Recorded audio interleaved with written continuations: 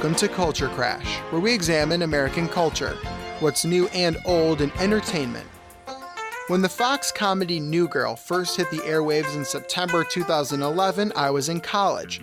My now wife and I were just friends at the time, but many of our friends and family like to point out that she was a bit like Jess and I was a bit like Nick, down to my steadfast defense of Chicago Bears quarterback Jay Cutler. My wife and I even mirrored those characters when we started dating during season 2.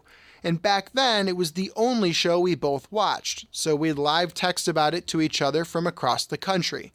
New Girl stayed with us through our lives as she moved home from college, we got engaged, and into the first year of our marriage. When New Girl aired its series finale earlier this month, we both remarked that it really was the end of a specific time in our lives.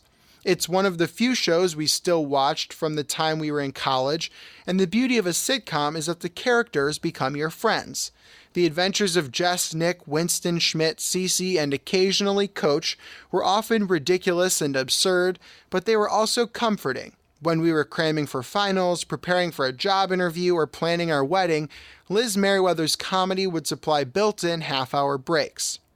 New Girl ran for 7 years and spent a few years as a cultural hit and BuzzFeed mainstay before settling into a more comfortable run for a smaller, dedicated fan base.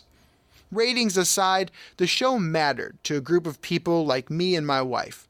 We matured with the characters, and eventually both Nick and I moved on from Jay Cutler to being all in on Bears quarterback of the future, Mitch Trubisky.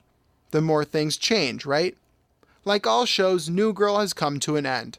But of course, the beauty of our technology is that it will always be there on streaming for when we need it. I'm Evan Rook.